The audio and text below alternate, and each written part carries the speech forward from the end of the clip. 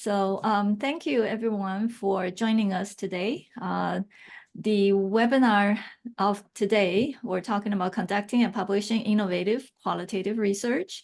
And we're very happy to have some excellent qualitative researchers here with us to share their experiences and insights about conducting and publishing qualitative studies.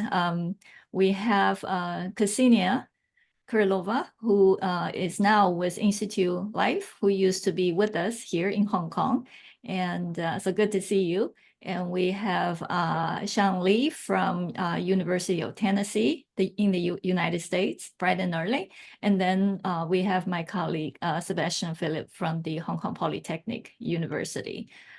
So thank you for joining us, spending the hour with us to enlighten our audience about qualitative research. So I guess to start with, I would like to invite each of you to briefly talk about your work and experience on qualitative research, maybe the particular subject area, so that the audience will have a good understanding of where you're coming from and the type of qualitative research that you do, and then we can have a couple of other questions to discuss. So I see Seb has the microphone on. You want to go first? I can go first. Thank you very much. It's a privilege to be here. Let me start really broad, and I promise to stick to the time limit. We're witnessing a tremendous acceleration in tourism research globally.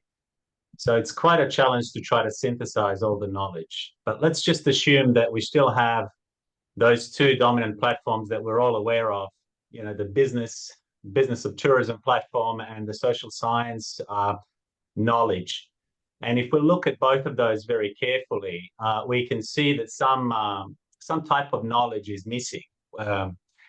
One type of knowledge that, in my view, is still not very well developed in both of those platforms is the focus on human well-being. So my research is really trying to take a very well-being centric view of tourism. I'm passionate about the research on well-being of tourism stakeholders. And I've been drawing mainly from positive psychology, which is a study of well-being in psychology. And some of you might be surprised, why am I here? If I'm drawing from positive psychology, isn't positive psychology quantitative? Well, positive psychology actually has its roots in humanistic psychology, which is quite qualitative. And I've taken on a much broader approach than many positive psychologists when it comes to studying well-being. So my approach is to use multiple methods to approach the topic of well-being and happiness, because I think they're complex concepts that need to be studied through multiple perspectives. So a lot of my research is very conceptual or qualitative, unlike the sort of mainstream positive psychology research. So over the last 10 years or so, I've been trying to develop a bit of momentum in this area. And I've been working with quite a few colleagues who are here today as well. Great, thank you. Ksenia? Hi, everyone. Well, actually, I come from a very quantitative background. So I love numbers. I have always been good in math and statistics. So for me, that's kind of more common sense and more natural. So, but when I started my PhD, I realized that a lot of questions that I ask, what I'm curious about, actually cannot be answered by statistics. That is, of course, not to say that I haven't done quantitative research. I have done quite a lot. But more and more, I have been drawn to questions about what is it like? What does it feel like? How can we understand why and how? And my area of research really is experiences, human experiences, or consumer experiences in hospitality and tourism. And I'm interested not in measuring them. Well, depends who you ask. I don't believe experiences could be measured, but I understand there is a difference. Perspective exists as well. But I want to know what it actually feels like to undergo through a certain service or experience. Particularly, I'm interested in transformative experiences. This is perhaps area of research I'm most known for. And those questions I asked simply could not have been answered by survey or secondary data. So this is how I have become drawn to qualitative research. To me, qualitative research, I guess I mentioned, was not a natural thing. So it took a lot of understanding and a lot of learning and courses and learning from colleagues and co-authors to actually, to get where I am right now. Okay, great. It's good to know that you actually had a quantitative background and now getting into the qualitative, and I'm sure a lot of people can follow your footstep if they're really interested in some phenomenon to do some in-depth investigation. Thank you. Sean. Hi, I'm Sean. My area of research intersects in between philosophical aesthetics and the area of gastronomy, meaning basically I like to study the nature of good eating, good food, and what does good mean in the context of different people. That's basically what I do. But if you ask me how I identify as a methodologist, yes, I kind of align myself more towards qualitatively. I prefer the word inquirer rather than researcher. I think calling oneself as a qualitative researcher sterilizes the process a little bit, but calling oneself as a qualitative inquirer prioritizes some philosophical commitments that we sometimes forget about qualitative inquiry. Like everyone else, I start with quantitative beginnings, but I kind of transgressed qualitatively into that realm during my PhD studies. Okay, great. So it's good to know where you're coming from, and we have a diverse range of subject area that you investigate as well. So it's good to have a variety of views on the panel. So I guess my question is, do you find more challenging to publish studies, especially when you have a quantitative background? Do you find it more challenging to publish articles based on qualitative studies, based on your experience? Are we going in the same order? Sure. Kathy, I must be honest here. I mean, I think we're living in a world of big data, and everything is moving very fast, lots and lots of volume. And generally speaking, I think the mantra in our field is, you know, the more the better. So the bigger the sample, the better. And that presents a challenge for qualitative researchers. So from the perspective of publishing many papers in a given year, I would say yes, it's a challenge because qualitative work is more conducive to fewer papers because you need more time. It's simply a time-intensive activity from that perspective. But from the perspective of the publishing process itself, once the manuscript is under review, and if it's under review in a good journal, such as Tourism Management, I found the process to be just as hard as with quantitative papers. And I've published both quantitative, conceptual, and qualitative papers. And I found that whole review process to be reasonably similar, provided that reviewers are selected appropriately by the journal. Yeah, good point. Ksenia? Kathy, I'm not sure if this your question is about publication or actually doing qualitative research. So I'll say I found it more challenging to do qualitative research than quantitative research for me. That is for sure. As Sebastian already mentioned, it takes more time. It takes a lot of thinking after data collected. So I don't know, maybe for some people who are more qualitatively oriented from beginning, maybe it's easier. For me, it's definitely harder. But in terms of publication, I have seen my first qualitative paper published was in 2013, at least I submitted 2013, and I can say it was really hard. But right now, I feel like it has become equally hard or equally easy. It depends how you look at it. If the paper is from a top tier journal. I haven't had, as an example, in 2013, I had to explain why I had 10 participants and what phenomenology was. And my letter to reviewer, educational, what it is, was longer than the manuscript itself, which was already very long as a qualitative paper. But right now, as fine in the top tier journals, I hardly ever get reviewer who would question sample size or anything like that. What I find perhaps harder is actually to fit my paper within 8 or 10 or 9,000 words, because with a qualitative paper, your data are actually words or picture or photos or something that are not numbers, which cannot be easily presentable actually in a table.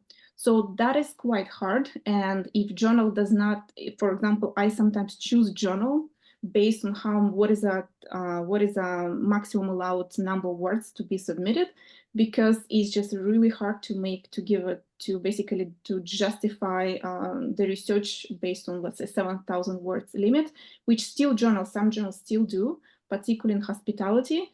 And I think because they have been traditionally more quantitatively oriented. So from that perspective, it's harder to fit this format to a still more quantitatively oriented journals. But in terms of dealing with reviewers, I feel like it's no longer an issue. I would say it's about the same. Okay, so you see progress. For sure. And at least this 10 years, definitely has been a lot of progress. And I feel like even reviewers who perhaps themselves do not conduct qualitative research, they know enough and they're open-minded enough, and they're willing to educate and to understand, to actually not insist on developing hypotheses, which I had this kind of comments 10 years ago, or to have at least 70 people or 100 people sample size, to justify sample size, and all those typical quantitative research questions. Yeah. Oh, well, good to hear. Sean, do you have any other insights? I can only echo what Sebastian and Cassini just mentioned, but I think at the same time, I think when I was starting out, probably my first qualitative piece, which was about seven or 6 years ago, it really was a discussion about the number of N's, your data saturation. When you're discussing with reviewers, you get a lot of bite back about things like that. And the magical word is always, you should probably conduct some form of quantitative data to support your qualitative works to make it more valid.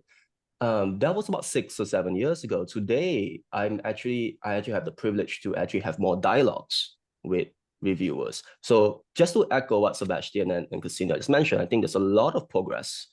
And what we are seeing is, I think editors are also realizing the whole different realm that qualitative lives in, and they're cherry picking the right people to actually have dialogues with us. When I say dialogue, I'm actually talking very reciprocal, constructive conversations being had in the editorial process. And I think that just echoes our progress in our field too. Well, good, very good. That certainly is good news, because in the past, when we had the editor office hour, or when we had previously webinar, the feedback, actually, I didn't hear any progress. The feedback has been people feel discouraged when they submit qualitative study, because they feel like it's quite difficult. They feel like they've been treated unfairly. So it's great that both of you mentioned that you have seen progress over the years. I mean, still ways to go, but at least we've seen progress. All right. Yeah, can I follow up on this a little bit? Perhaps more my perspective as an editor in a journal as opposed to author. As somebody who receives a lot of qualitative papers, I feel like sometimes authors and don't, myself included in the beginning actually, are not transparent enough in how qualitative research was conducted.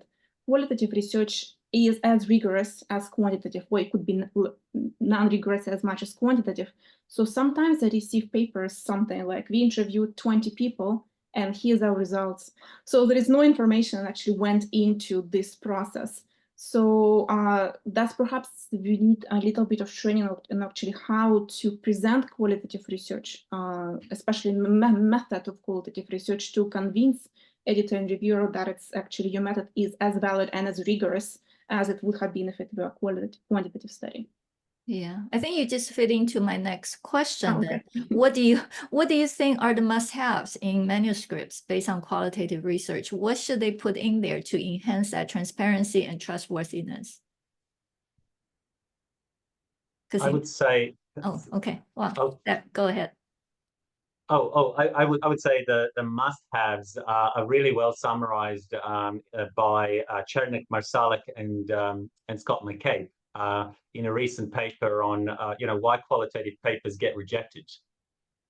And really, they talk about three key things that I'd like to reiterate because they really resonated with me. I think they will resonate with many others. And it's that consistency between the philosophical approach and methodology.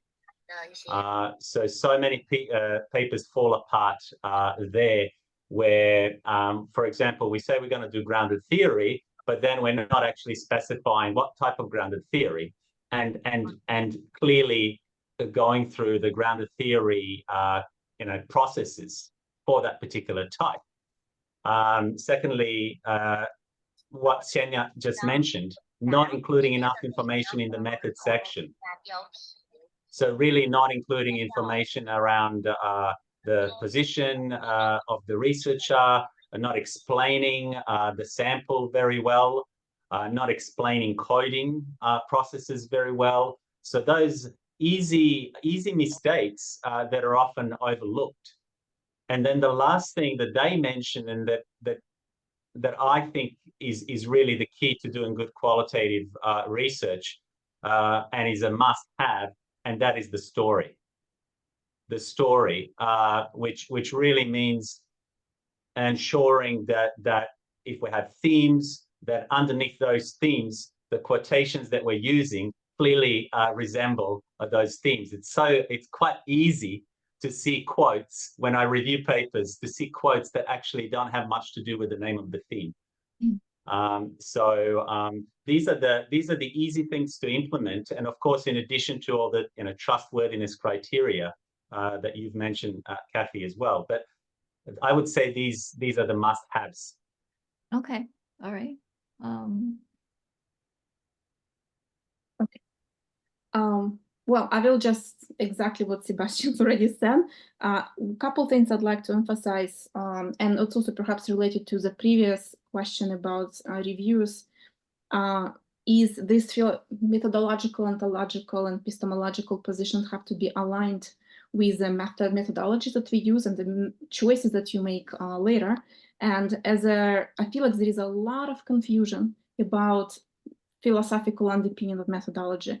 Give you an example, I have recently received, it was not a hospitality and tourism journal, so thankfully, but recently I have received a comment that qualitative research cannot be underpinned by post-positivism, and therefore it should be something else. That actually, I would argue that majority of qualitative research that is published in the management literature, including hospitality and tourism management, are actually based on post-positivism or positivism. So just because it's post-positivism or positivism doesn't mean I'm going to test hypothesis. Grounded theory, traditional sense, is very post-positivistic methodology. Of course, we can also, quantitative research can be also actually constructivist. I would say 99.9% is not. It's very much traditional positivism, but it's also possible. However, I feel like very often researchers and reviewers have a perspective. It's black and white. It's very categorical in the sense. So there has to be an orientation, and the choices behind, not only behind your methods, but also behind how you interpret the methods, actually all based on these choices on philosophical underpinnings of the methodology. And I think that's really hard to get together. Perhaps it's more like my position as a reviewer and editor. For me, as a writer of qualitative research, I feel like the difficult part for me is actually writing it, because when we write a quantitative methods, we have the results, and then we just write in a report what happened, what they mean. For qualitative research, your writing part is essential part of your actual research. So it's not, in addition to having a story, just like Sebastian already mentioned, it's also how we interpret the story. So what these quotes actually mean, it's an interpretation of the quotes. And this very much, a lot happens during your writing, especially if you work in a group, if it's in a team of researchers. How do we interpret in a more valid form that it actually corresponds to our data? So in addition to that, one point Sebastian perhaps didn't quite mention is an interview protocol, if it's an interview-based data, or it's some sort of coding frame. Basically, reviewers need to see where your results come from, because very often, again, as a reviewer, I see that we have interviewed somebody, and then we have magical results have appeared, but we don't know what actually went into it, how data was solicited, how the questions we asked, or how observations were done, all of those details. So actually, like in a quantitative research, when we attach a survey and we explain which scales we used, in a qualitative research, we actually go through the same procedure. We attach interview protocol or whatever coding frame you're using and so on. Yeah, great. Thank you. Sean, any supplement? I totally agree. Like, I feel like it's very rare to find a paper that puts up the interview protocols, isn't it, Ksenia? But I think it really does lend into the transparency of the inquiry, and that breeds into the rigor of it. For me, a strong must-have is your philosophical underpinning. It's the lens, how you see the entire phenomenon. And without those lens, I would treat a paper as short-sighted or otherwise unfocused. The lens have to be clear. And sometimes it's not as categorical as we might think. It's not black and white that a paper aligns that it's linearly post-positivist, blah, blah, blah, and blah. I believe that it's much more fluid and much more plural than that. There's so many other forms of inquiry-based philosophies that we draw from, and it depends on which angle you're tackling. I think there is one additional component that will add to a qualitative inquiry is tension and complexity. I think sometimes we forget that the social world, I think scientists try to control as much as we can, but a true social phenomenon is really complex and it's really difficult to show one facet. And I think the real hallmark of a good qualitative inquiry will always be the ability to show that tension and complexity among the entire thing that you're doing. Yeah, it seems like as an editor, I've seen submissions based on qualitative studies, and sometimes they still use quantitative language. I think you all, when in your interpretation, in your explanation, you all came up with some particular terms that coming from the qualitative paradigm. How do you, and especially Ksenia, you had a quantitative background. How did you migrate or learn? So I guess the question is, or the comment is, can you provide any advice for researchers, especially early career researchers, if they're interested in qualitative studies?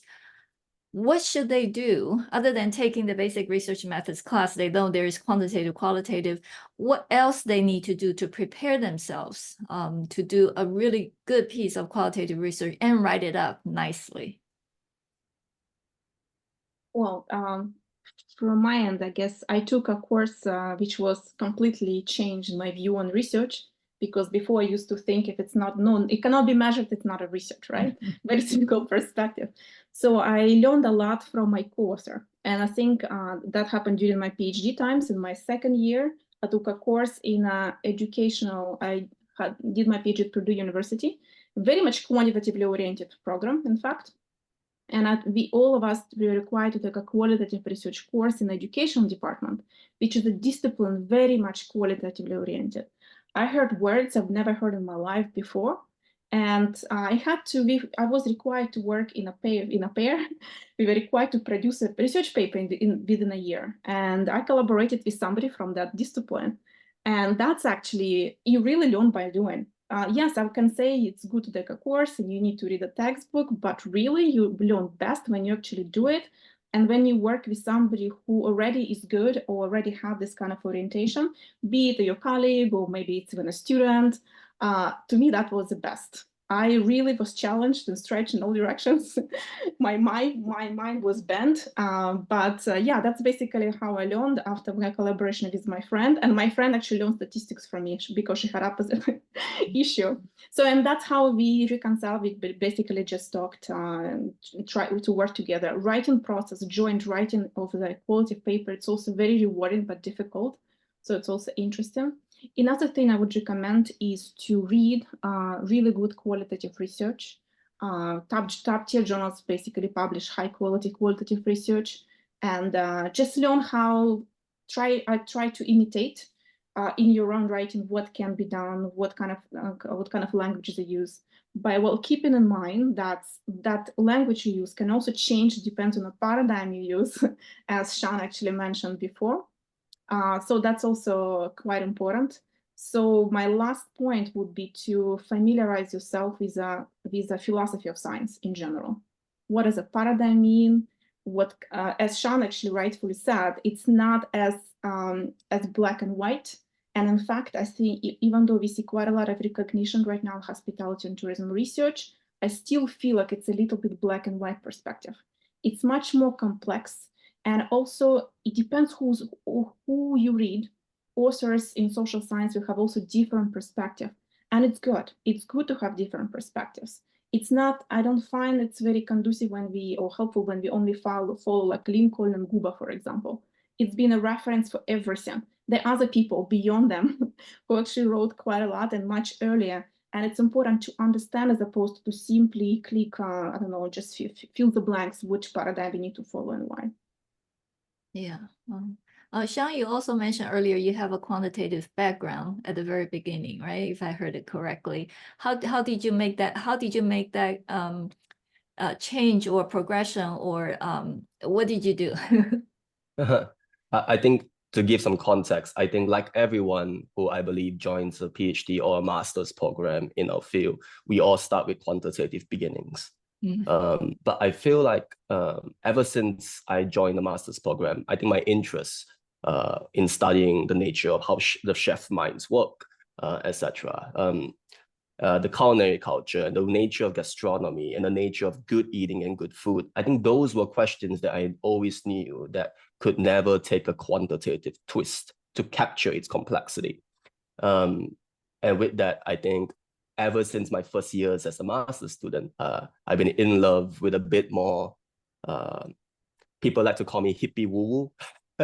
It's a bit more more textured and more colorful, I would say, the things that I like to read and the things that I like to dive myself into. So yeah, I think I just began with quantitative training. And just to reiterate something Ksenia mentioned is finding the right people to work with is crucial.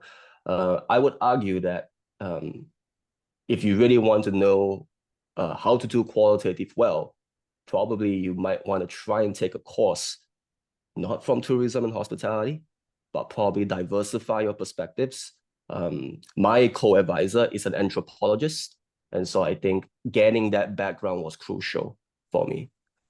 Training with an anthropologist let me see how to properly do an observation and how to actually capture my reflexive self. What does it mean to memo? What does it mean to critique your own self and critique your own lens and critique the things you see, you smell, and you touch? Those are the things that I've never thought that we could actually find a way to put words to meaning to it, never mind assign theories and philosophies to it. And that can only be unlocked when we go to the actual gurus of qualitative inquiry or people who do qualitative inquiry for a living. And for me, my savior was the anthropology department that texturized me the right way. Okay, great. There is a question in the chat box. In the manuscript, should we incorporate our philosophical assumptions when we write up our researcher positionality? Seb, do you want to take that?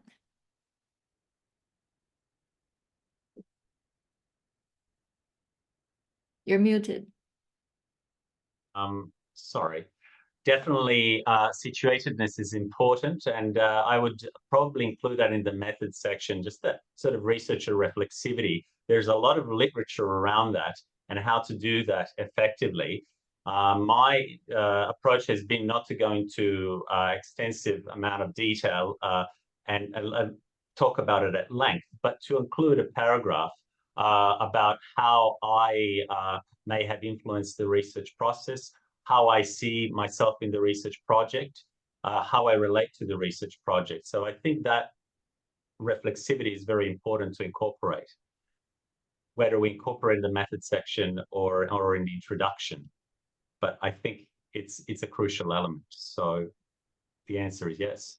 Okay, I think that's the point I think Ksenia mentioned earlier, right? That's exactly what you're talking about. Yes, but honestly, from my own experience publishing papers, this is a section that most reviewers want me to get rid of, to save on the words. Do I write it? I do write it, but I don't always submit it to the journal.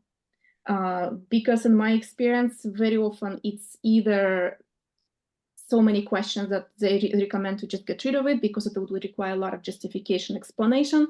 And given that my papers don't tend to be overly long to begin with, the suggestion from the editor and reviewers to just get rid of it. So yeah, so I guess it would depend on a journal, which journal you submit. There's some journals that require you actually to submit the statement, some journals that just let you go without. But I can tell you that I would say 80% of the papers I have written, I have written this section in all my papers, but 80% of my papers were not published with the statement. They somehow get rid of it during the peer review process. But it's better to have it than not to have it. I had the opposite happen actually when I was being asked to actually add detail to it, but not have too much details, as I said, but I probably had too little detail to begin with, and then I had the opposite happen during the review process. Maybe I reviewed your paper, Sebastian. Yeah. I usually ask that. Yeah, I think for tourism management, I think we encourage authors to put that in. I remember a couple of years back, there was a discussion on TriNet whether we should have a statement about positionality. And I understand, like you said, some journals now still have very strict word count. Tourism management does not. We don't want a 20,000 word manuscript, but then if it's a little bit over 10,000, 12,000, that is okay. I think let the author to tell the story. There are two issues. One is about positionality, and another one is about this methodology, philosophical underpinning of the method, right? Yeah. So I feel for positionality, it's also a bit complex because sometimes if you write too much, you may compromise a blind peer review process, the blind nature peer review process, right? So yeah, so that's a little bit perhaps more sensitive, how to write it in a way that as you actually explain your position, power relationship and all of that, but at the same time not revealing enough. So reviewers cannot guess who you are. Our field is pretty small. Yeah, that's true. That's true. We have another question. Who can take that? How we as a researcher will define or impact the research and the power relations between us and the researched? I think I have an interpretation of the question. Okay. I mean, like I said, I think qualitative inquiry is very fluid, and it's also fluid with our participants. I think it's, if we were to say that in a quantitative piece that we have to describe the survey data, to describe the nature of a survey or the nature of the data or the nature of the instrument used, I think definitely in a qualitative piece, a must-have. If it's not there, something's wrong. The disclosure of who the researcher is as the research tool, right? Because we are the instrument in the inquiry. And also, if your studied context is very intimate, if you're only interviewing 5 people and you're living with them, for example, if you're in that context with them, you're in their everyday space with them, you will definitely have an impact on how they see their own context, their behaviors, and how they respond to you. An interview will always produce the ideal. Speech will always produce the ideal. How do we impact them? By just being in an interview space is pretty crazy, because whenever I do an interview, I always notice that I'm not getting to the ground truth unless I interview the person for about 5 times. I would argue that I think we definitely always will have an impact on the research. I think that question was very true. We will always have an impact on that research, on who we research. And I think we need to disclose how we evolve alongside the inquiry with our participants. And you can tell, like, I think I come from a very different background of qualitative inquiry. I do a lot of reflexive work and a lot of more natural inquiry and a lot more emergent inquiry. That you really see that the change in between. And I'm not sure whether I answered the question right, but that's how I interpret it. We do need to disclose to some extent how we impact our participants, and not necessarily does all this hard writing make it to the manuscript, to be honest. Any supplements, Seth or Ksenia? I think that what I want to say is what you see sometimes, what you see actually reading a paper published, there is a lot of it actually goes behind the scenes, like Sean mentioned. I write a lot more. We write the trailer, memoing, and all of this stuff. Most of the time, it doesn't really go into manuscript, reflecting of the research, how it could affect you, reflexivity. Reflexivity is actually really hard to do. It's very easy to say, it's really hard to do. It's also easy to write, but it's actually hard to actually implement in practice. So there's a lot of kind of background work that goes behind what you actually see later on published. All right. There's another question from a member using pragmatism as a practitioner studying the academia and then significantly underpins other research. How do you see pragmatism and qualitative research? Any of you have any thoughts?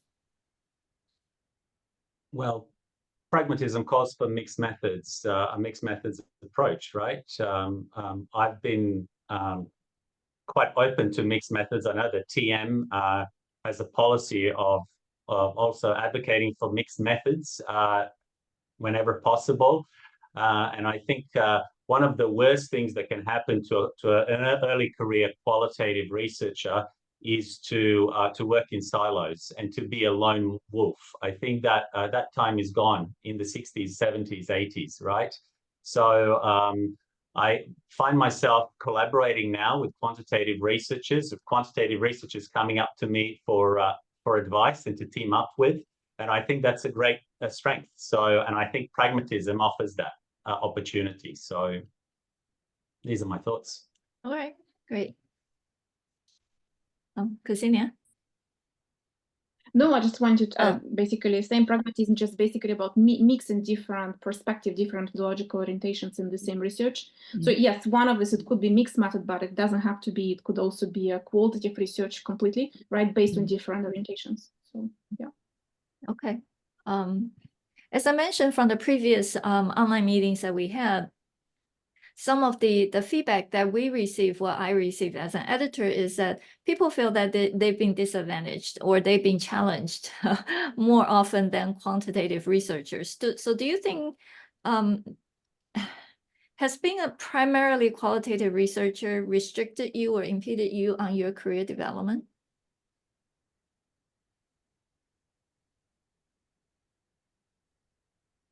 No, but yes, but no. I think that's a good way to put it. So I'm a new faculty. I'm only 2 years into this profession as an assistant professor. I would say there's a lot of discussion recently about qualitative inquirers and whether we fit in the scholarly world sometimes, because of how I would argue certain trajectories of certain university missions are moving towards. We can sometimes feel the pressure about our work sometimes. And sometimes can feel targeted, but also it's also a beautiful world to live in. I think for me, the calling was always qualitative. Is there restrictions? Of course, there's always going to be restrictions. I mean, it's always difficult to find good data, just as well as always difficult to find good stories and good narratives. For me, I think I had the privilege to dive into topics that allows me to engage in what I like to call living projects, that allows me to always conduct in some nature a longitudinal study that I could inquire for life. One perfect example is the World Pastry Champions of 2019 from Malaysia. These were a group of participants that I've been talking to and still inquiring with since 2016. I think these are the type of projects and people that I follow that gives me a real rigorous identity as a qualitative inquirer. I think I proudly know who I am.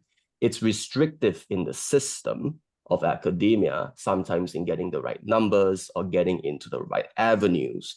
But it is definitely not restrictive in terms of finding a voice. I think it has its rewards. It comes in quality than quantity, definitely in depth and more and less breadth. And I think with that, it is my answer to the restriction. So yes, no, but yes. So Okay, all right, great. A very well thought out answer to the question. Ksenia, do you want to share?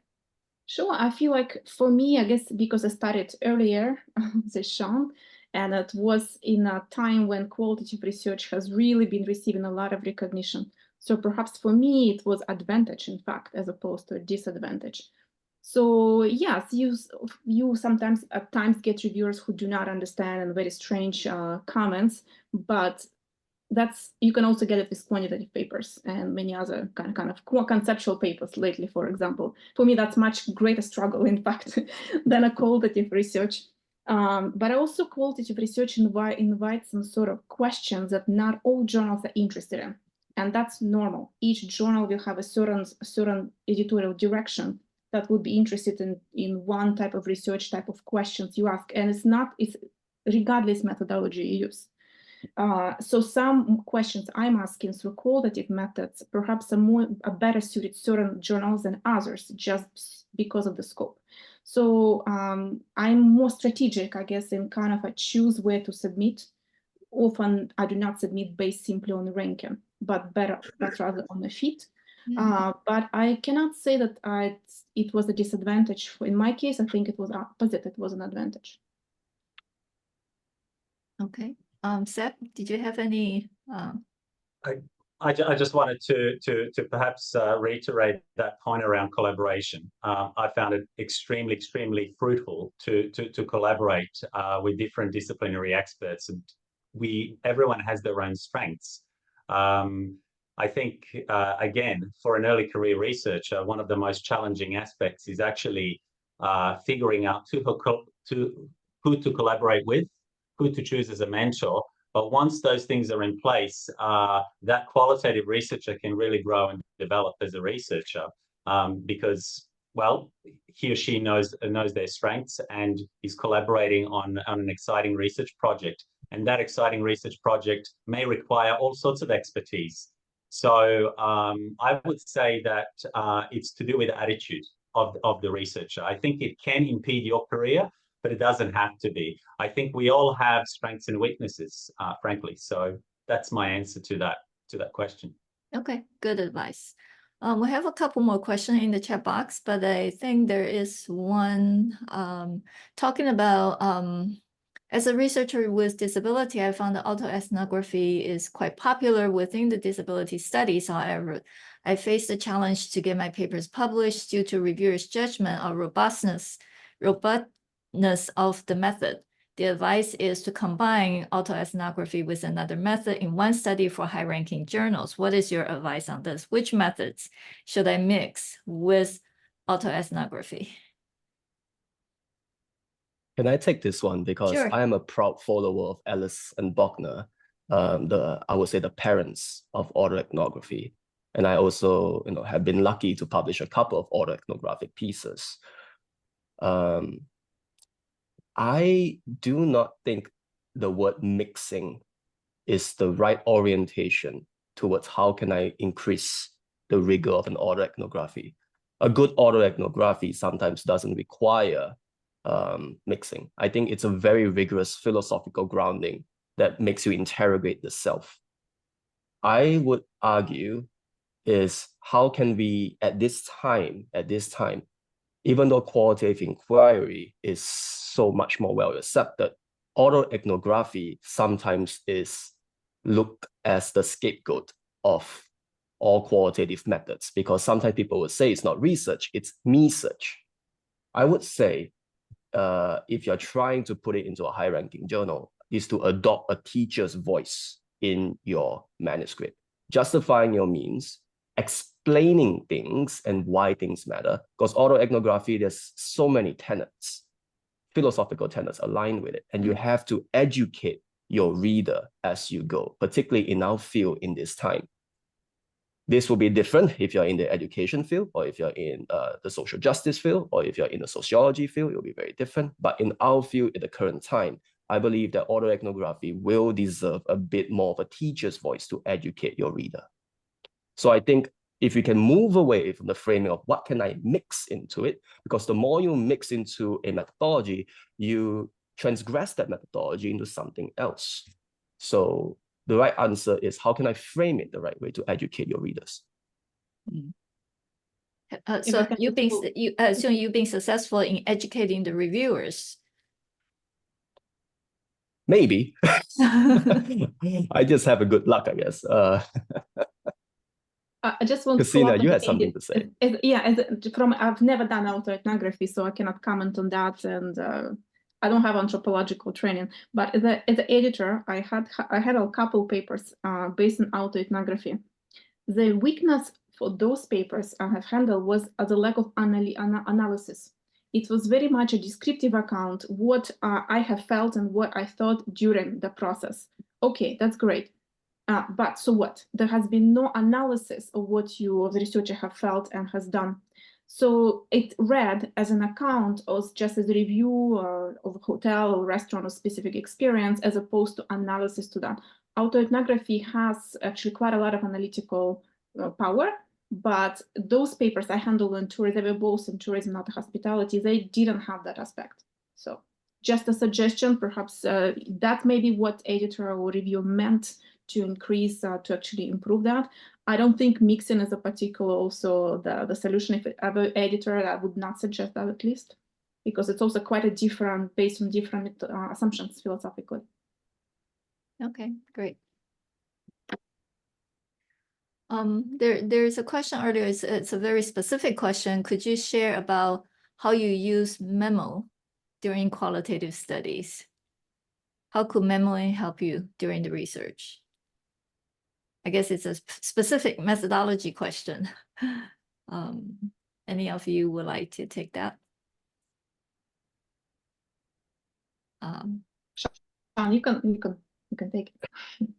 Well, memos originally, I would say, gain a lot of prominence in grounded theory, but some methods do travel across different qualitative methodologies. Memoing is definitely one of them. How do I incorporate memos? Again, we clean the data. If you're doing a quantitative research, you put it into your spreadsheets, you clean the data, you align them, you categorize them, you assign codes to them. If we do things qualitatively, we do that as well. We organize our thoughts, we organize our feelings, we organize certain quotes. And sometimes we do some micro analysis as we move along these quotes and these transcripts and this data. And the only way to capture that is to practice writing memos. Again, I think these are things that we never really see make it to the manuscript. I think it's very odd to see a specific memo in a manuscript that we try to publish, because we are in an applied field. We're trying to capture a phenomenon and write about the phenomenon, not so much write about the self. These are things that we don't really see get published, but it was a process that definitely helps you make meaning, helps you find meaning, helps you pose questions, help you come up with follow-up interview questions and follow-up interviews. And perhaps I would describe it as a heuristic tool, as in it just generates and generates and generates insights by penning thoughts to paper. So how do you incorporate memos? It's kind of invisible to the final publication, but it doesn't mean it's not there. I think good qualitative inquiry has the practice of interrogating knowledge, and one of the greatest interrogation methods is to always question your writing. And the best way to do it is to pen it down on paper. All right. As you can see, a lot of my answers tends to be very abstract in nature, because there is no right way to do this, but it's for the right means. There are right means that you're trying to target towards, but there's no right way. So I think it's true. I'm sorry if I muddied that. Yeah, I think true about qualitative research in general. I think many quantitative researchers find it very ambiguous, and there is no steps to 1, 2, 3, 4. And even if there are like grounded theories, there is also a lot of variations. So I feel like you need to be extremely tolerant to ambiguity and tolerant to mess, which I was not at all. For me, it's still something I'm actually working on, to be tolerant of. We lost your voice. These things not making sense for a long time. Can you hear me? Yes. Oh, okay. Yeah, so it's just about being tolerant with things not making sense, because you end up on, for example, qualitative data, or especially if it's interview data, especially if it's combined with observation data. There's so much when you're immersed into collecting this data, there's so much going on in your head. So memoing is a way to journaling. It's as a way to keep track on what you're thinking, on your analytical insight and so on. However, it can take different forms. For somebody, it's just, for me, I write throughout the process and I put a date and what I thought and why. But it's especially important if you collaborate with somebody, because this, especially if you collect data at the same time with different people, because you're going to have a lot of this analytical insights that if you don't write, if you don't record, you forget them. And they may mean nothing at all, but they may mean actually a lot to your story later, what that actually means. Yeah, but there is no step really to do one or the other, or how to do it. So based on that, what do you think are the critical attributes of qualitative researcher? Seb, you want to take that first?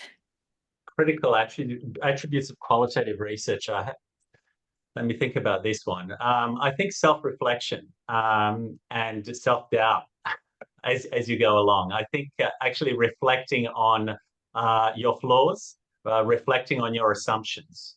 I would say that's a really important characteristic, because dogmatic language should be avoided, right, as much as possible. So you're constantly questioning your processes. So you can do that maybe by involving multiple investigators to look at the data. You may be combining the data, maybe thinking about the process itself and what is it that you're bringing to the project as a researcher. So reflecting on your own reflexivity. But I think that sort of self-reflection is very, very important, and is probably the key to how I would think of a qualitative researcher. Grappling with complexity and constantly reflecting. Okay, all right. Sean, what do you think are the most important attributes? Again, an ambiguous answer. It's going to be tension and complexity. I think what we deserve in our field qualitatively, it's beyond just the mere reporting of themes, but showing complexity of the social phenomenon and the tensions within it. Nothing's black and white.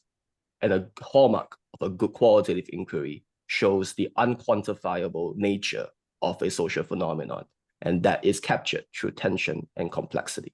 Don't be afraid to ask the hard questions. Don't be afraid to interrogate the hard questions, and don't be afraid to dive into things that we don't know about. So I think another invisible aspect of a good qualitative inquiry is good mentorship.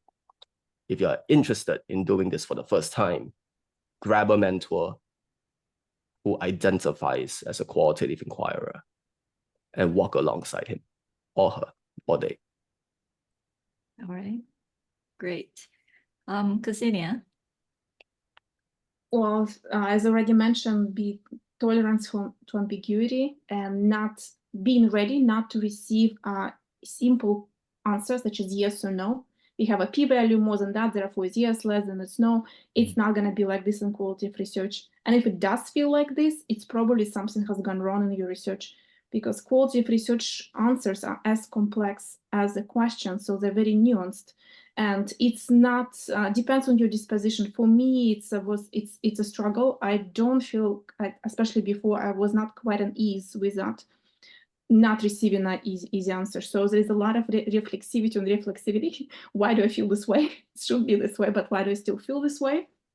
Another thing is to be open-minded, because qualitative research can be, you cannot say, okay, here's my p-value, here's a number, here's statistics, therefore it's like this.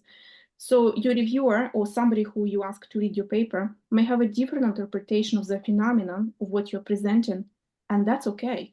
That's okay to keep an open mind, because that was based on your assumption, and also depending which kind of philosophical underpinning you used, the methodology. It was, you bring yourself into the research. You're also, as Sean mentioned, part of the research. So somebody who reads actually your draft is going to bring themselves into the reader. For example, if you look into phenomenology, especially hermeneutic phenomenology, reader is considered to be another actually researcher, because this is where its results finally make sense to a reader.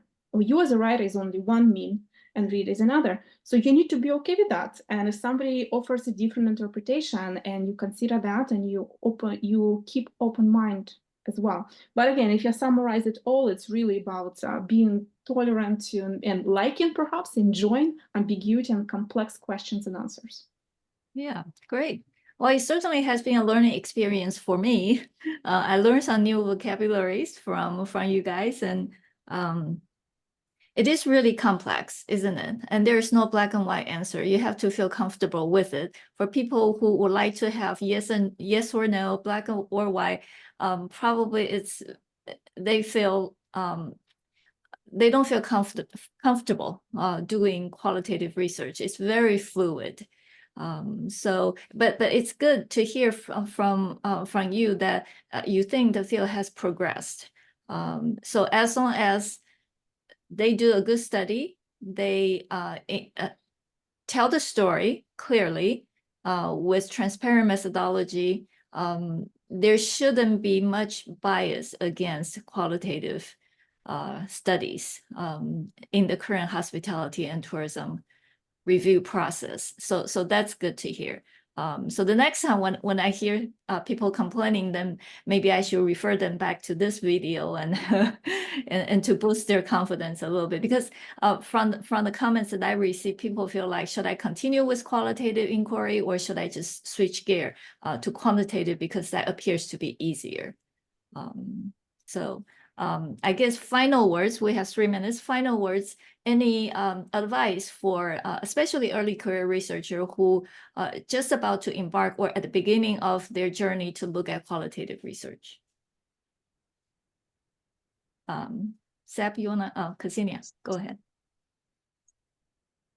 Well, actually what you said, Kathy, easy is not always interesting, is what I tell my students. So go for what interests you, not for what's easy. Mm-hmm. If complex questions and this kind of qualitative research that requires to answer them is what necessary, then go for it. Don't look for easy way out. It's just boring. Yeah. Okay, great. Sebastian. Fully agree with Ksenia. So stick to your passions, stick to your strengths, and collaborate. Good. Collaborate. Great. Sean? Mentorship. It is easy to get lost. And tangents will come around. Tangents will derail you. A mentor anchors you. The right mentor anchors you well. Great. Words of wisdom. We have that in the chat box. So. Oh, Michael. So Michael and I go way back. So. Oh, okay. All right. Well, thank you so much. It's been a privilege to have 3 excellent qualitative inquirer here with us. This is a very well attended webinar, one of the best attended, I think. So I guess people are interested in qualitative research, but I think many people are just a bit lost and not sure how to present a good story so that their paper will be eventually accepted, go through the review process. And your sharing has certainly been very helpful. And we will post this on YouTube for others to view. And I understand some people, because of the time zone differences, may not be able to join us today, but I'm sure the video will be reviewed by many others who cannot join us today. So thank you very much, Sebastian, Ksenia, and Sean, for spending the hour at the tourism management webinar series. So thank you. Thank you very much. Thank you. It's been a pleasure.